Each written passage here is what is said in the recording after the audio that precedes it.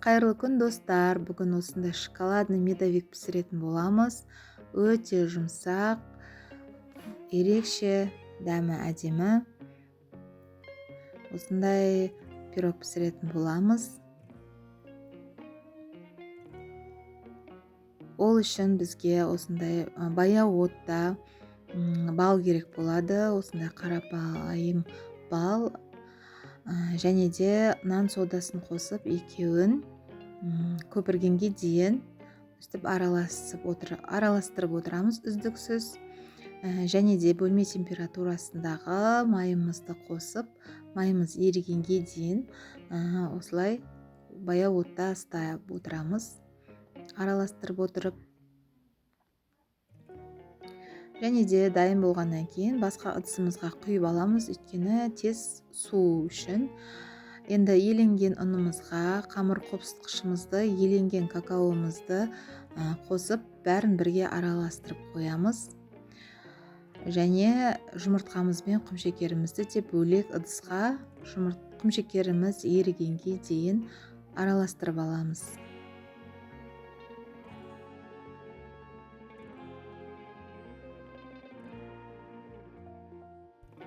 Енді осыған балымызды, май қосылған балымызды осы жұмыртқа мен құмшекерімізге қосып, екеуін барлығын жақсылап миксерлейміз.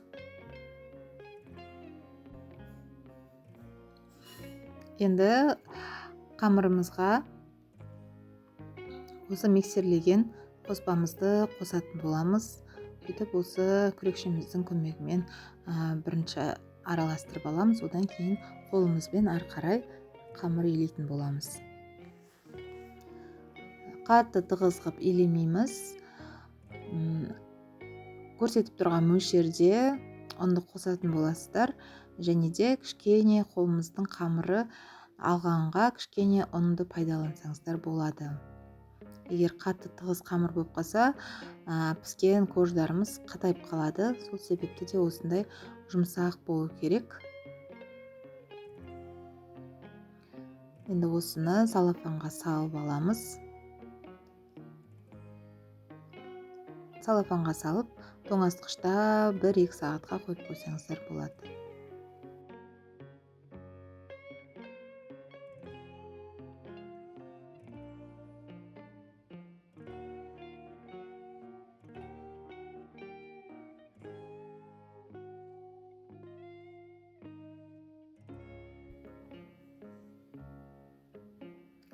Міне тоңазытқыштан алып, енді бүкіл салмағын өлшеп, осыны 8-ге, 7-ге өздеріңіз қалауларыңыз бойынша бөліп алсаңыздар болады.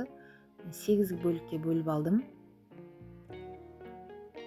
Және де салмақтарын бәрін өлшеп бірдей етіп жасап алсаңыздар, бірдей әдемі болып шығады.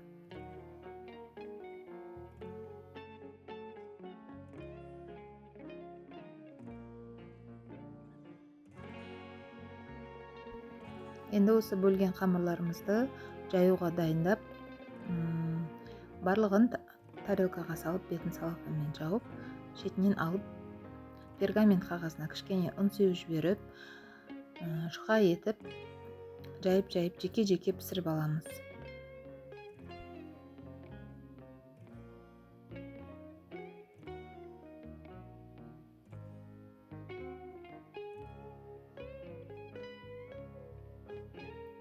Диаметрі 24 сантиметрлік кольцоға мен қатты кесіп алған жоқпын. Осылай белгілеп алып пісірдім. Пісіп шыққаннан кейін барып кесіп алсаңыздар болады. Қамыры өте нәзік, өте жұқа, өстіп жұқалап кесіп алып, ортасын вилкамен тесіп алып та ұмытып кетпеңіздер. Өйткені ортасы көтеріліп кетуі мүмкін. Сол себепті де вилкамен тесіп, қызып тұрған пеште 150, 160, 170 градус әркімнің пешіне қарай, қызу деңгейіне қарай 7-10 минутқа пісіріп алсаңыздар болады.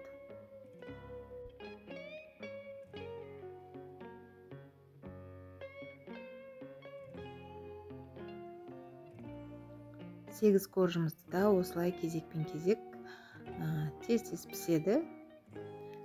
Тез осылай жайып қойып дайындап, екі осындай пергамент қағазын кезек қождарыңызды пісіріп аласыздар. Енді кремін дайындаймыз. Ол үшін бізге сливки қолдандым, және де қаймақ және сахарный пудра үшеуін миксерлеп аламыз.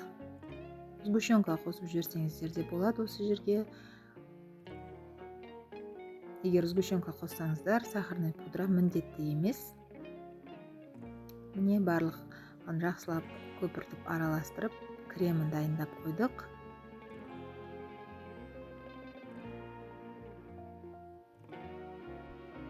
Барлық қосылатын заттар астына описаниеде жазылып кетеді толығымен. Енді осылай ыдысымызға кальцонымызды қойып, осылай корждарымызды біртін жинап алатын боламыз. Кремі көбірек болғанда өте әдемі болады.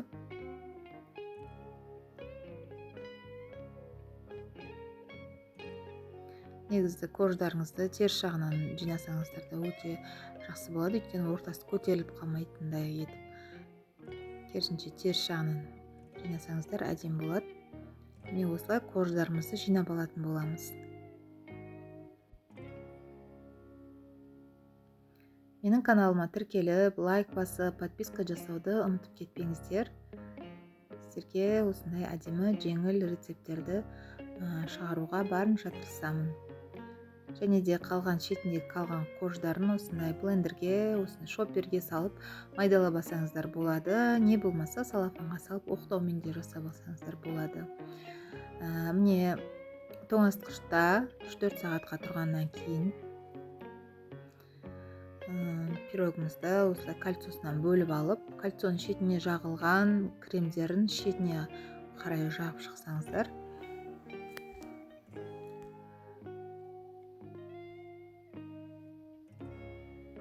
Және де жаңағы үгітілген корждарымызды бетіне, жанына әдемілеп жағып аламыз.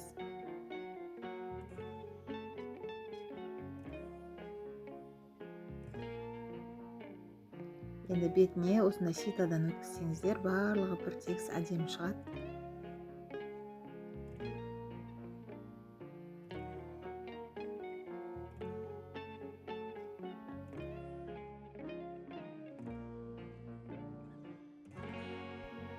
Міне біздің шоколадный медовигіміз дайын болды.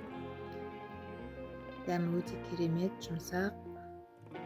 Шаймен ішкенге өте әдемі болады. Жасап көріңіздер, барлықтарыңызда ас болсын.